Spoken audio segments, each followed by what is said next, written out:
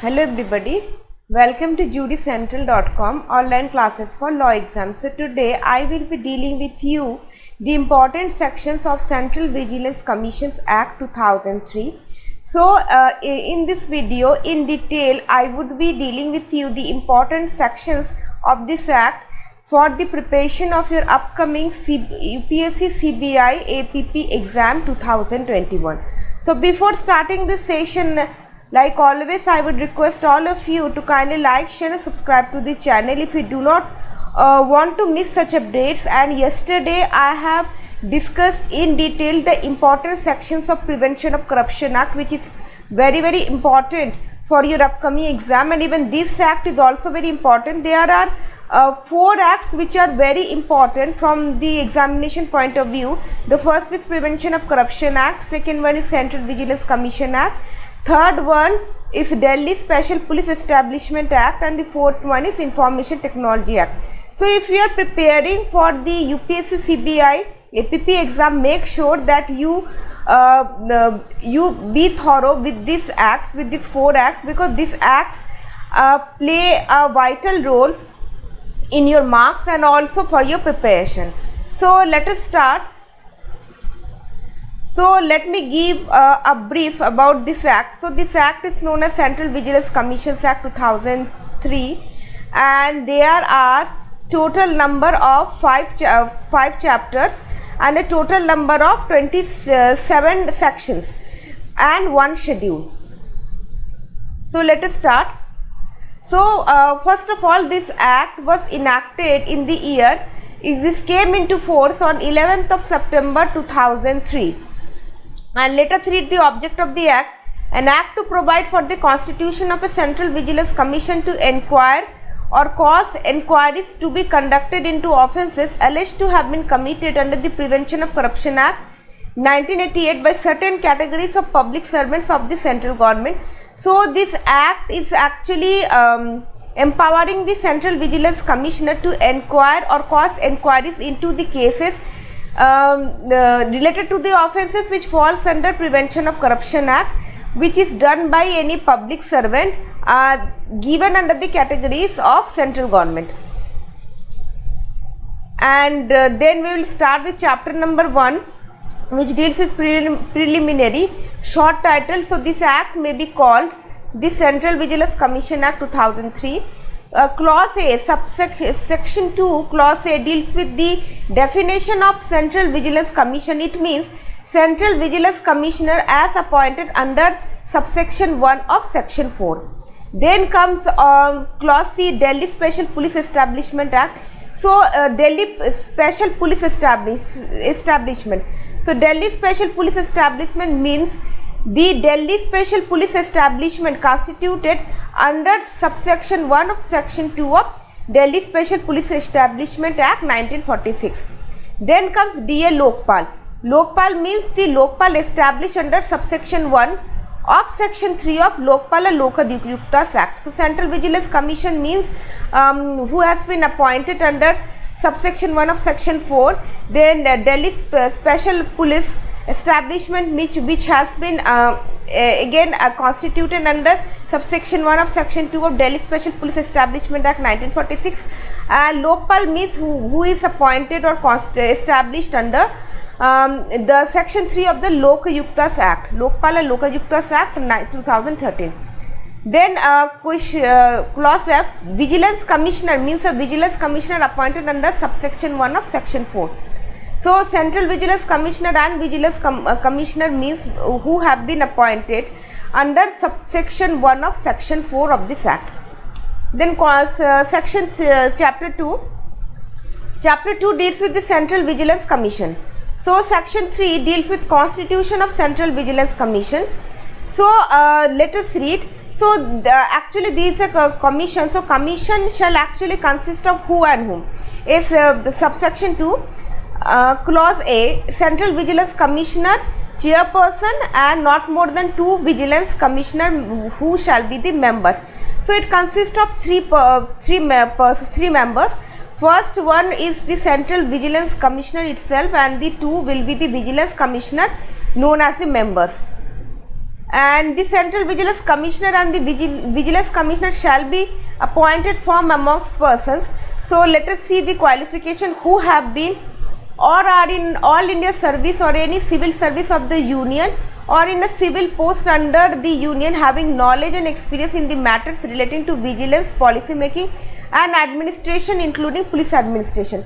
So only those persons who have been or are in civil service, who have the knowledge and experience in matters relating to vigilance, policy making and administration, which includes police administration. B, who have held office or are holding office in a corporation established by or under Central Act or a government company owned or controlled by the central government, and also who have held or has or is holding an office in a corporation established by or under the Central Act or a government owned company or controlled by the central government. Then let us read the term explanation. The explanation is given: term of office shall be constituted as the term of office with effect from the date Central Vigilance Commissioner or any Vigilance Commissioner has entered upon his office and continued as such under this Act. So term of office shall be counted on the day on which he assumes his office. 4. Appointment of Central Vigilance Commissioner and Vigilance Commission. So how it is done? So the Central Vigilance Commission and Commissioner and the Central and the Vigilance Commissioner shall be appointed by the President by warrant under his hand and seal. So both of them are appointed by President. So how they are appointed? Provided that every appointment under this subsection shall be made after obtaining the recommendation of a committee consist of. So there shall be a recommendation of a committee, and which shall consist of the Prime Minister, which shall be its chairperson, Minister of Home Affairs, who shall be its member, and also the leader of the opposition of the House of the People, who shall be its member. So this is a 3-member committee. Then subsection 2, no appointment of a Central Vigilance Commissioner or a Vigilance Commissioner shall be invalid merely by reason of any vacancy in the committee. So see, even if there is any vacancy, suppose if any member remains absent or is not appointed, and in that case if a Central Vigilance Commissioner or Vigilance Commissioner is appointed, then then that appointment shall not be held as invalid merely because there was a vacancy in the committee. Then section 5, terms and other conditions of service of Central Vigilance Commissioner. So let us read the term. Subject to the provisions of subsections 3 and 4, the Central Vigilance Commissioner shall hold office for a term of 4 years. So a Central Vigilance Commissioner, subject to the exceptions given under section 3 or 4, shall hold office for a total period of 4 years, or from the date on which he enters upon his office, or till he attains the age of 65 years, whichever is earlier. So 4 years or 65, or till he attains the age of 65 years, whichever is earlier. The Central Vigilance Commissioner, on ceasing to hold the office, shall be ineligible for reappointment in the commission. So once if the term of the tenure of the Central Vigilance Commissioner gets over, then he will be ineligible to be appointed again on the same position. Subsection 2, every Vigilance Commissioner shall hold office for a term from the date on which he enters upon his office or till it is the age of 65 years, whichever is earlier. The same tenure also applies to Vigilance Commissioner also, period of 4 years or till he attains the age of 65 years, whichever is earlier. Provided that every Vigilance Commissioner, on ceasing to hold the office, shall be eligible for appointment as a Central Vigilance Commissioner in the manner in subsection 1 of section 4. So in this case, a Central Vigilance Commissioner, if his term gets over or if he retires, he won't be eligible to be reappointed again. But if a Vigilance Commissioner tenure gets over, he shall be eligible to be appointed as the Central Vigilance Commissioner as per the procedure given in subsection 1 of section 4. Provided further that the term of the Vigilance Commissioner, if appointed as the Central Vigilance Commissioner, shall not be more than 4 years in aggregate as a Vigilance Commissioner and the Central Vigilance Commissioner. So in case if a Vigilance Commissioner is appointed as the Central Vigilance Commissioner, then he has to serve a period of 4 years that means he has to that means it shall be counted from the period on which he enters upon his office as a vigilance commissioner and then as a central vigilance commissioner. So the entire period shall not be exceeding 4 years. Then subsection 3, the central vigilance commissioner or a vigilance commissioner, before he enters upon his office, make and subscribe before the president or some other person appointed in that behalf by him on oath or affirmation according to the form set out for the purpose in schedule of this act. So it actually prescribes, it provides for the oath and affirmation that has to be taken by the central vigilance commissioner and vigilance commissioner, and the oath has to be administered by the president, and the forms and the format of the oath or say the forms has been set out in schedule of this act. Then 4, the central vigilance commissioner or vigilance commissioner may by writing under his hand address to the president resign his office. So central vigilance commissioner or a vigilance commissioner can only resign by writing his resignation letter to the president. 5, the central vigilance commissioner or a vigilance commissioner may be removed from his office on the manner provided in section 6. So section 6 deals with the removal of central vigilance commissioner or vigilance commissioner. Subsection 6 on ceasing to hold, the central vigilance commissioner and every other vigilance commissioner shall be ineligible for. So on ceasing to hold the office, so they shall be ineligible for holding this following posts. So let us read A. And any diplomatic assignment, appointment as administrator of a union territory and such other assignment or appointment which is required by law to be made by the president. Then further employment to any office of profit under the government of India or the government of a state. Then comes subsection 7, salary and allowances. So how it has to be paid? So the central vigilance commission shall be the same as those of the chairman of the Union Public Service Commission. So the salary and allowances will be the same as a chairman of the UPSC the draws, and B, the vigilance commissioner shall be the same as those of a member of the Union Public Service Commission. So and in case of a vigilance commissioner, the salary and allowances will be the same as the member of the UPSC draws. Then 6, removal of central vigilance commissioner and the vigilance commissioner. Subsection 1, subject to the provision of subsection 3, the central vigilance commissioner or any vigilance commissioner shall be removed from his office only by the order of the president on the ground of proved misbehavior or incapacity after the Supreme Court on a reference made to it by the president has on inquiry reported that the central vigilance commissioner or any vigilance commissioner as the case may be ought on such ground be removed. So how the central vigilance commissioner or a vigilance commissioner can be removed has been provided under section 6, and it says that first of all a report has to be submitted by the Supreme Court upon a reference made by the president, and if in the report it is first of all so by the president on the ground of proved misbehavior or incapacity. So it shall be, and he shall be removed only on the ground of proved misbehavior or incapacity, that is after receiving of the report from the Supreme Court upon a reference made to it by the president.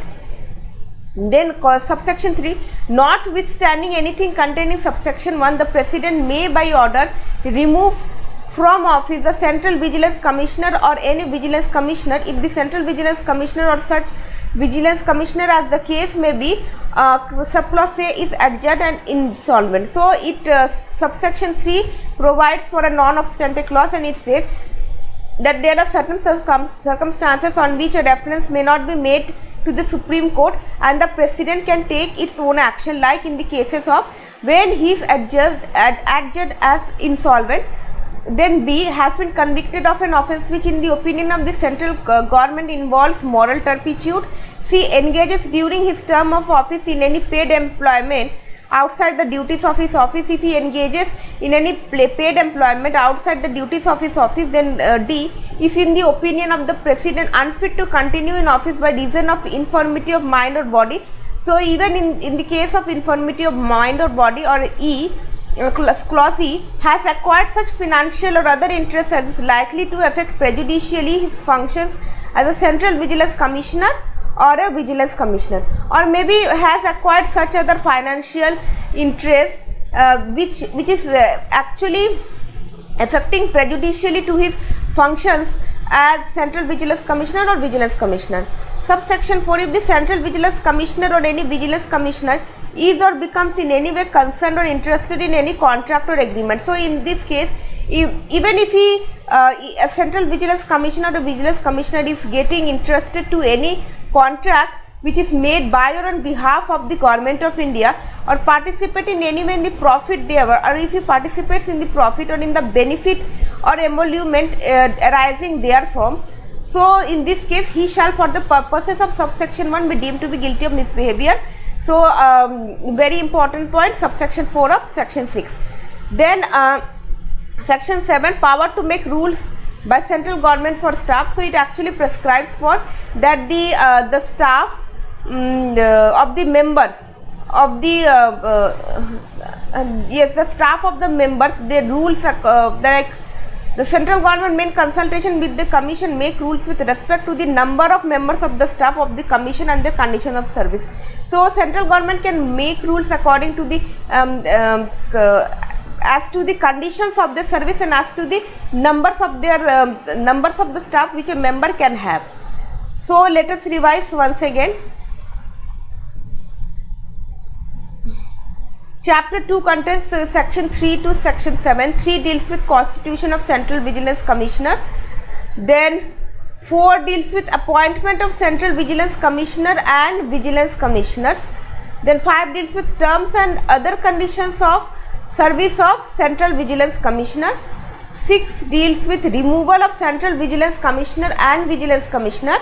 And 7 deals with power to make rules by the central government for staff. Then comes chapter number 3.8, functions and powers of Central Vigilance Commission. The functions and powers of the commissions shall be to, so what are the functions? Let us read. Exercise superintendence over the functioning of the Delhi Special Police Establishment Act insofar as it relates to the investigation of offences alleged to have been committed under the Prevention of Corruption Act. So it can exercise superintendence over the offence. It can exercise superintendence over the Delhi Special Police Establishment relating to the offences which involves investigation to the offences under Prevention of Corruption Act, and B, directions to the Delhi Special Police Establishment Act for the purpose of discharging the responsibility entrusted to it under subsection 1 of section 4 of Delhi Special Police Establishment Act. So it can also give direction to the Delhi Special Police Establishment for the purpose of discharging the responsibility which has been entrusted to them under subsection 1 of section 4 of DSP Act.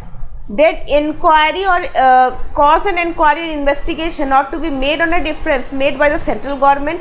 So it can also inquire or cause an inquiry as to any investigation which has been referred to by the central government. Then the inquire or cause an inquiry or investigation to be made into any complaint against any official belonging to such category of officials specified in subsection 2, wherein it is alleged that he has committed an offence under Prevention of Corruption Act. So even they also have the superintendence over the investigation of the cases, over the inquiry and investigation of the cases under Prevention of Corruption Act. Then review the progress of investigations conducted by DSPE into offences alleged to have been committed under the Prevention of Corruption Act. So it can also review the progress of the investigation which is being done or which is done by the Delhi Special Police Establishment into the offences alleged to have been committed under Prevention of Corruption Act. Then F, review the progress of applications pending with the competent authorities for sanction of prosecution under the Prevention of Corruption Act. So it can also review the progress of the applications with the competent authorities relating to the sanction of the prosecution under the Prevention of Corruption Act. Then G, tender advice to the central government corporation established by or under any central act, government companies, societies and local authorities owned or controlled by the central government on such matters as may be referred to it by that government. It can also tender advice to the central government, corporation established and so on. Then exercise superintendence over the vigilance administration of the various ministries of the central government or corporation. So it can also exercise the superintendence over the vigilance departments of various ministries of the central government or corporation established by or under central act, or whether it's a government company, societies and local authorities owned or controlled by that government. Then the person referred to in clause D of subsection 1 are as follows. So who shall be the persons who has the power to inquire and investigation? So this is first of all clause A, members of all India service. Then B, such level of officers of the corporation, the establishment by or under any central act, government company, societies and other local authorities.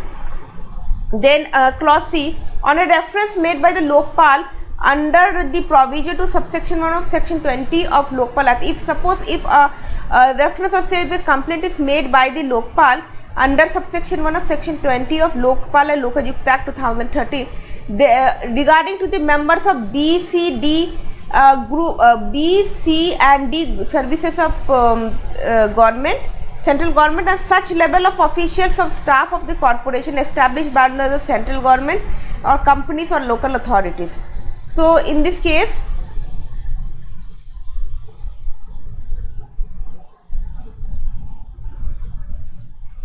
the persons in clause D.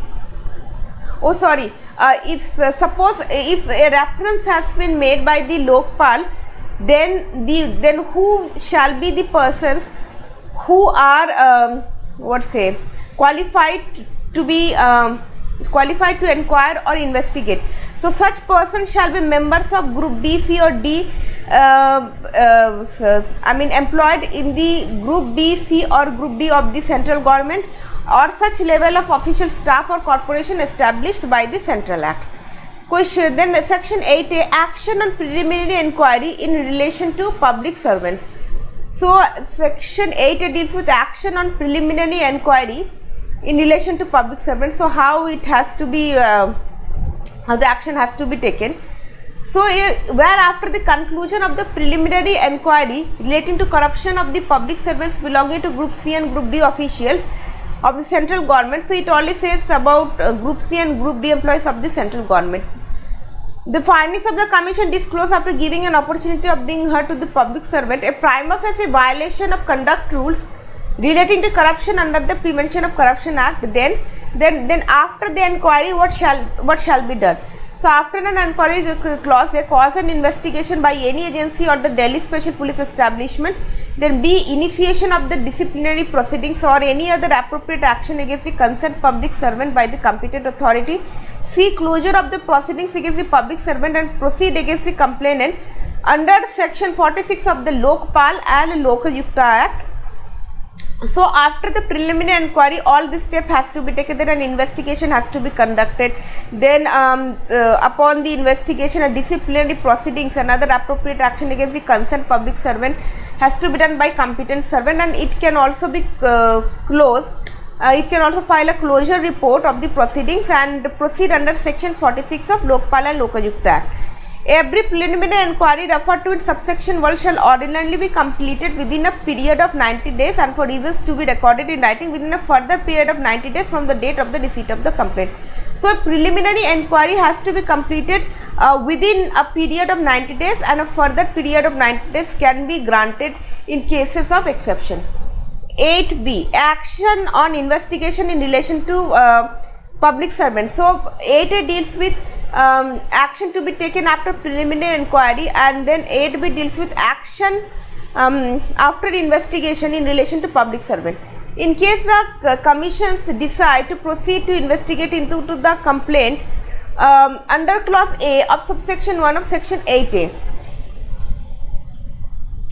yes, that it shall direct any agency including the Delhi Special Police Establishment Act to carry out the investigation as expeditiously as possible and complete the investigation within a period of 6 months from the date of its order and submit the investigation report containing its finding to the commission. So after the investigation, it shall direct the agency, it shall direct any agency, even including the Delhi Police Special Establishment Act, to carry out the investigation as expeditiously as possible and complete the period within a period of 6 months from the date of its order, and submit the report of its finding to the Commission. Then, provided that the Commission makes in the said period by a further period of 6 months for the reasons to be recorded in writing, this 6 months of the period of investigation can further be extended to another 6 months for the reasons which has to be recorded in writing. Then 3, the Commission shall consider every report and by it under subsection 2 from any agency, including the Delhi Special Police Establishment Act, and may decide as to. So now, after obtaining the police report, so after obtaining the investigation report from any agency or Delhi Special Police Establishment, what the Commission will take further action. So let us read: file charge sheet or closure report before the special court against a public servant. It may file charge sheet or closure report before the concerned court, or B, initiate the departmental proceedings or any other appropriate action against the concerned public servant by the competent authority. Or it can also initiate departmental proceedings or any other appropriate action against the public servant by the competent authority. Proceedings of Commission, section 9. The proceedings of the Commission shall be conducted at its headquarters. So like yesterday, I have also uploaded a latest video on this of the solved previous year paper of UPSC CBI exam 2017. If you have referred to this video, you will find that all those sections which I am now reading over to you, the questions have been come from this sections from this area. So these are reason why I am taking a separate class for this session, and guys, follow my words, and I would also suggest you to pause this video, read it by yourself. You can also download the BR Act and can make a note of that. That will be very good for your preparation.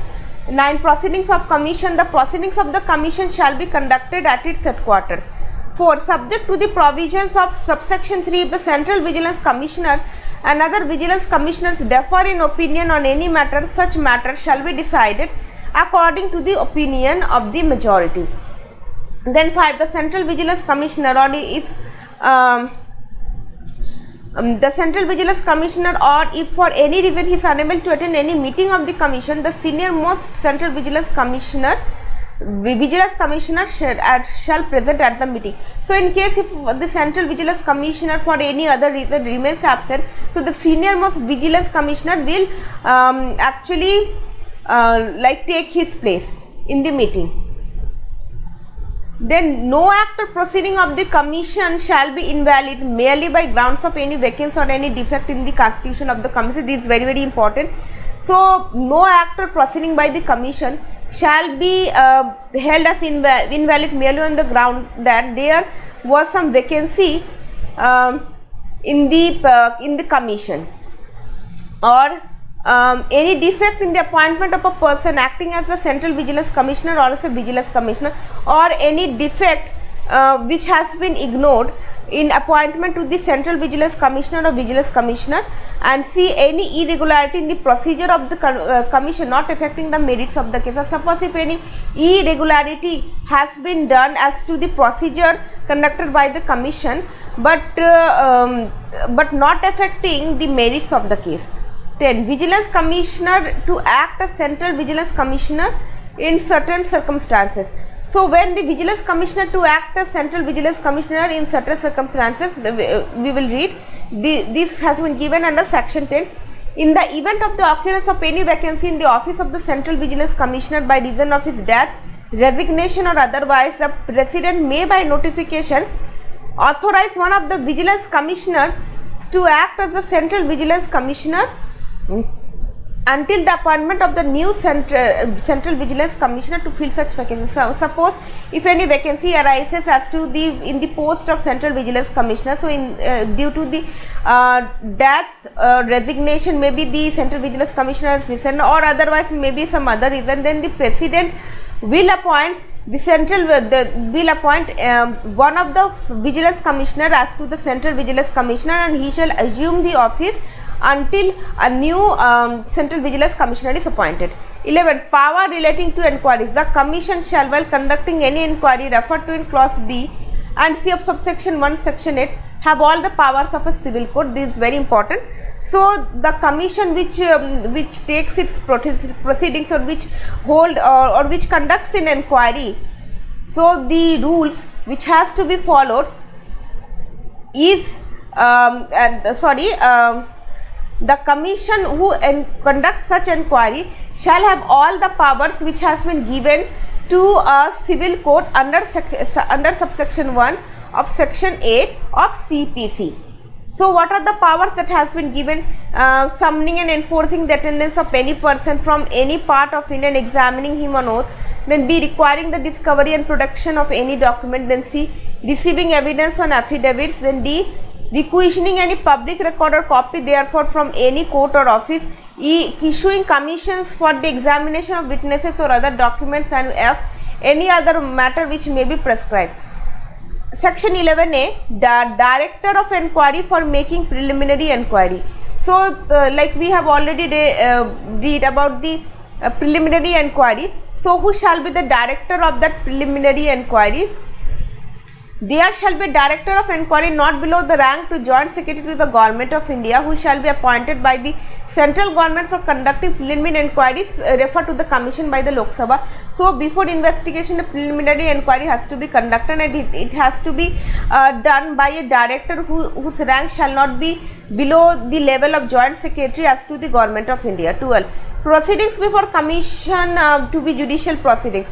The commission shall be deemed to be a civil court for the purposes of section 195. So one more very important section, procedure before commission to be judicial proceedings. So whatever proceedings the vigilance commissioners are taking, that has to be taken or that has to be assumed or understood as judicial proceedings given under for the purposes of section 195 of chapter 26 of the CRPC, and every proceedings before the commission shall be deemed to be judicial proceedings within the meaning of section 193 to 193 and 228 for the purposes of section 196 of the Indian Penal Code. So it has to be deemed to be judicial proceedings within the meaning of 193 and 228. That means even the commission can also take action against any false evidence given before them for the purposes of the power given under section 196 of CRPC. Then chapter 4, expenses and annual report.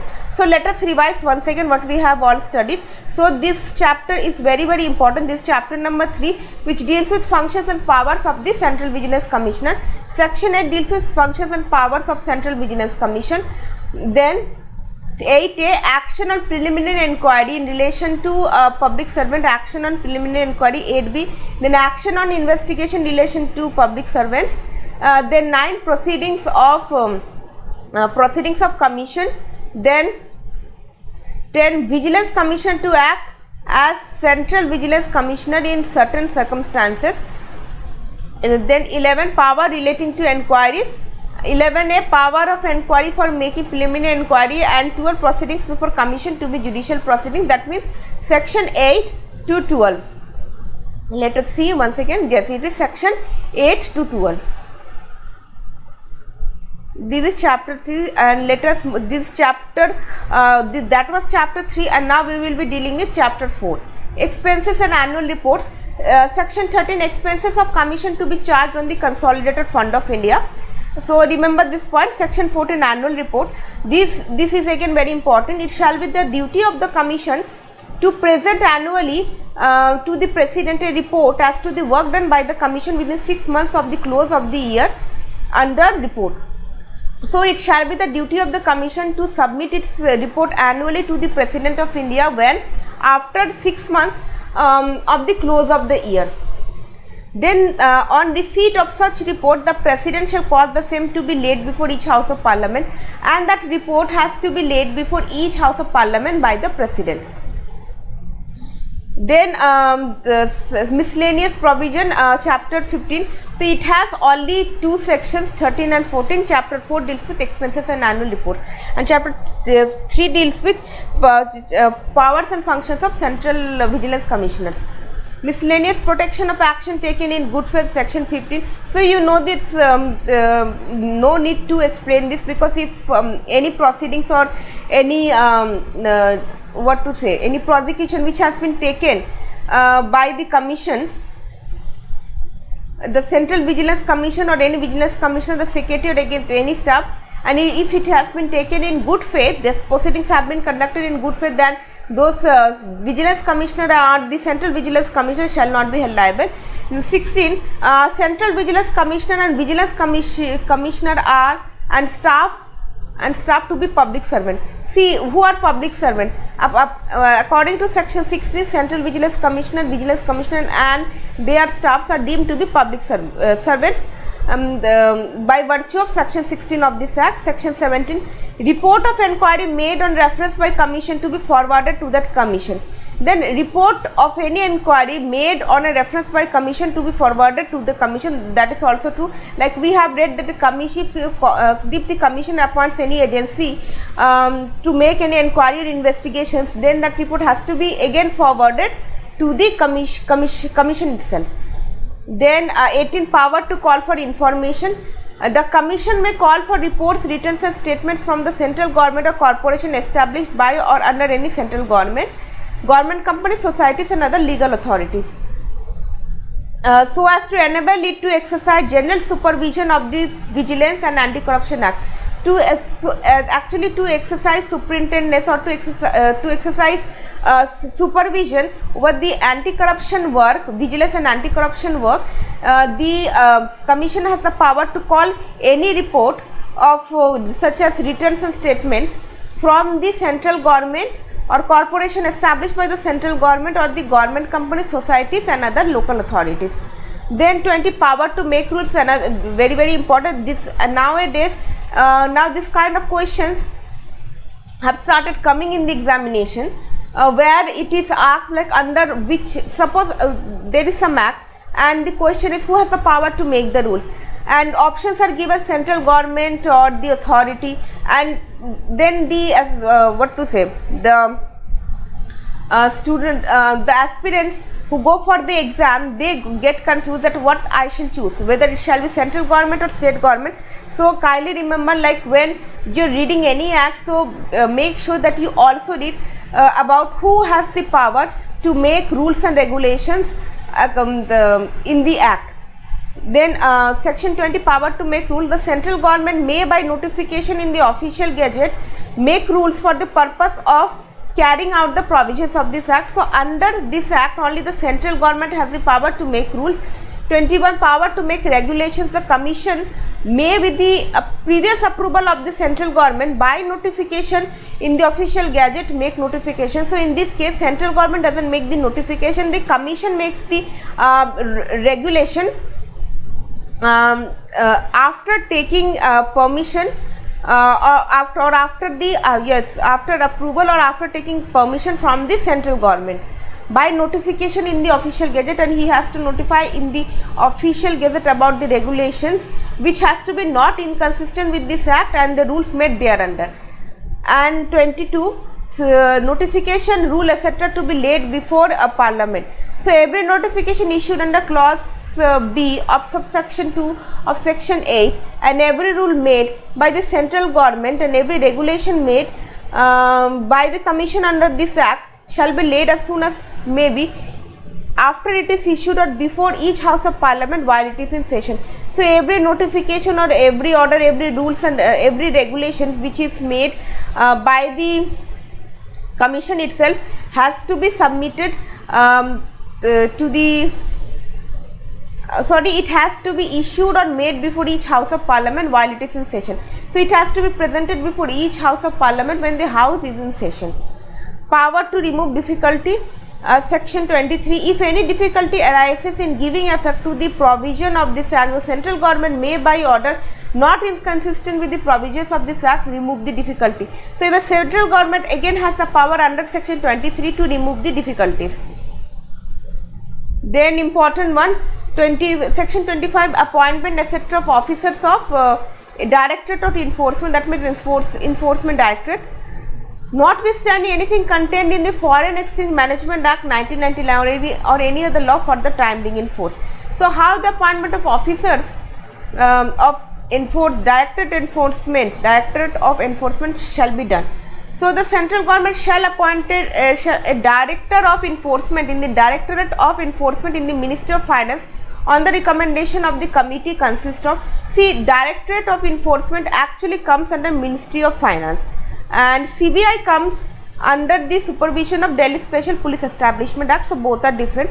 So only a central government can appoint a Directorate of Enforcement, and upon the recommendation of the committee, we shall consist of the Central Vigilance Commissioner, Chairperson, Vigilance Commissioner's member, Secretary to the Government, Secretary of Ministry of Home Affairs, Clause 4 Secretary to the Ministry of Personnel in the central government, he shall be the member, Secretary of Department of Revenue, Ministry of Finance, he shall be the member. So there are actually 5 members, 1 chairperson. The chairperson shall be Central Vigilance Commissioner, and the members shall be, first of all, the Vigilance Commissioners of the Central Vigilance Commission, then Secretary of MHA, Secretary of Directorate of Revenue, Ministry of Finance, Secretary of Ministry of Personnel. So these are the 5 members. While making a recommendation, the committee shall take into consideration the integrity and experience of the officers eligible for appointment. No person below the rank of Additional Secretary to the Government of India shall be eligible for appointment as a Directorate of Enforcement. Again, very important. So no person who shall be below the rank of the Additional Secretary shall be eligible to be appointed as the Director of Directorate of Enforcement. Then a Director of Enforcement shall hold the office for a period of not less than 2 years from the date on which he assumes his office. So here it is said that the Director of the Enforcement shall hold the office not below 2 years, not less than 2 years. So it may be more than 2 years from the date on which he assumes his office.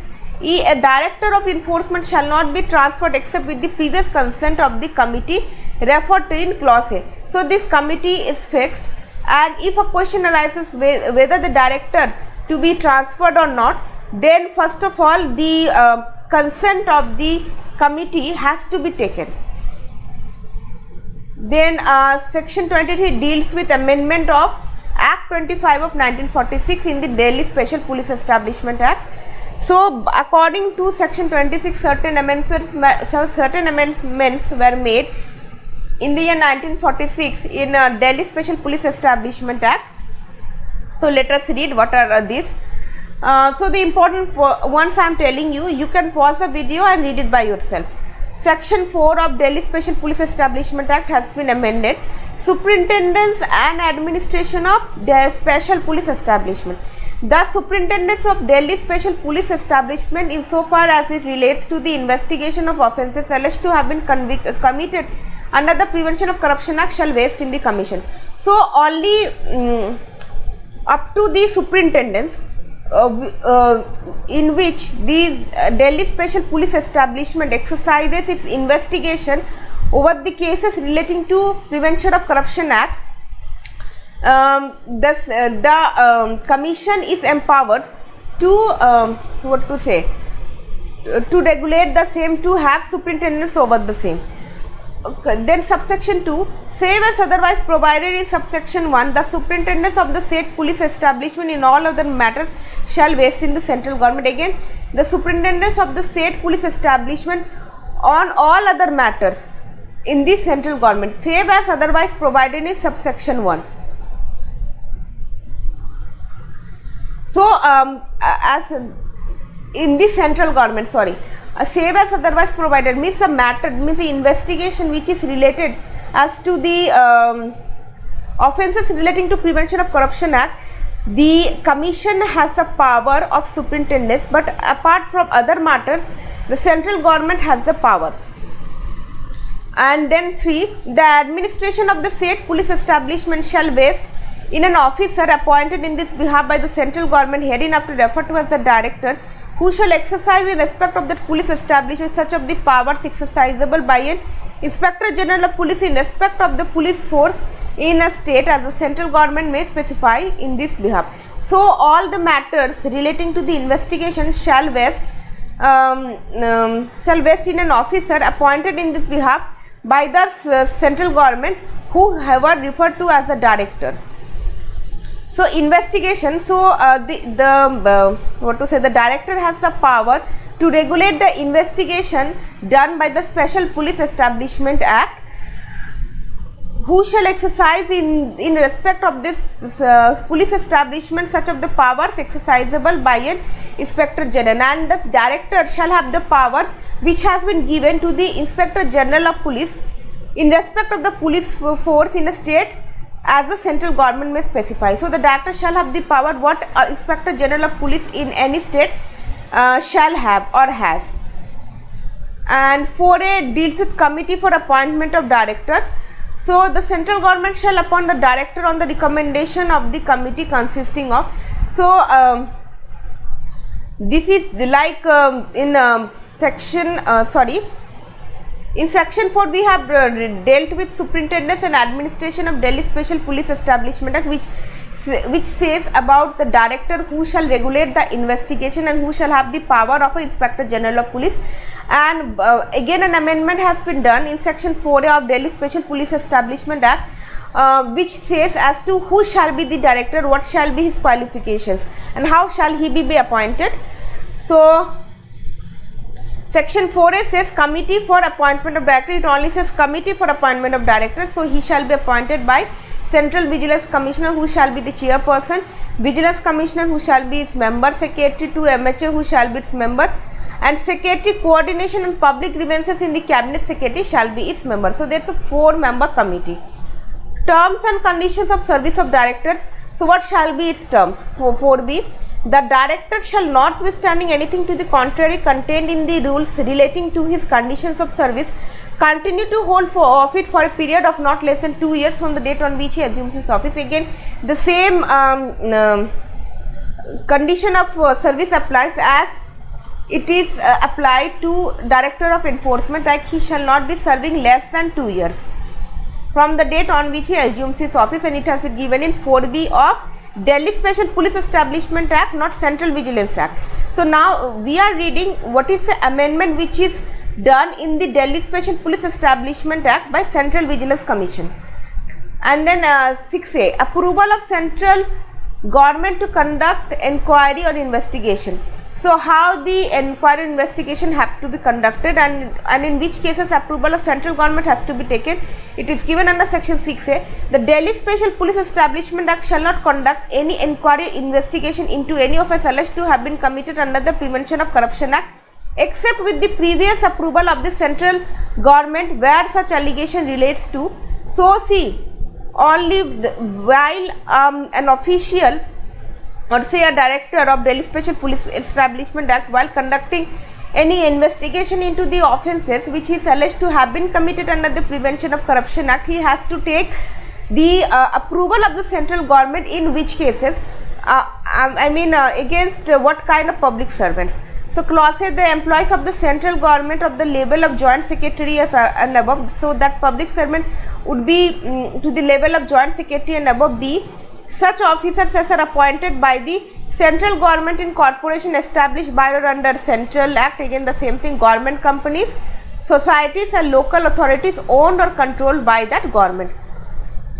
Then notwithstanding anything contained in the subsection 1, no such approval shall be necessary for cases involving arrest of a person on the spot on the charge of accepting or attempting to accept any gratification other than legal remuneration referred to in clause C of explanation 7 of Prevention of Corruption Act. Yesterday we have dealt in detail the sections of Prevention of Corruption Act, and this subsection 2 of section 6A actually creates an exception which says that if that public servant is actually caught red-handed on the spot while taking any gratification other than legal remuneration, as already has been described under subsection clause C of section 7, then on those conditions no consent of the central government shall be taken for the arrest of the person necessary for cases involving arrest of a person. And 27 deals with repeal and savings. So the Government of India in the Ministry of Persons, Public Grievances and Pensions Department and Personal Training, resolution number 371/20/99, advertisement number 3 dated the 4th of April 1999 as amended by the resolution of event number dated 13th of August 2002 is hereby repealed. So by this act there was a resolution of so and so number is hereby repealed, and notwithstanding such repeal, the seizure of operation of the Central Vigilance Commission Ordinance Act 1999, anything done or action taken by the said resolution, suppose if any action has been taken by the said resolution, so that would be not invalid, and the foreign exchange money amendment shall be deemed to have been made or taken under this act and shall not be invalid, and it will be deemed that those decisions were taken under this act. So this is the end of the session. So let us revise once what we have studied. Miscellaneous chapter 5, this has sections 15 to 27. So I hope you all have understood the analysis of the sections. So I have dealt only the important ones. So it is actually advisable if you download this BEAR Act and make a note of it and revise it again and again, because while you are preparing for UPSC CBI exam, these subjects are mandatory in nature and more marks are bearing on this subject. So make sure that you prepare well, and also do not forget to like, share and subscribe, and share this video among millions of others. And we will be meeting the next time with a new session for UPSC CBI APP exam. So till then, keep watching and have a great day.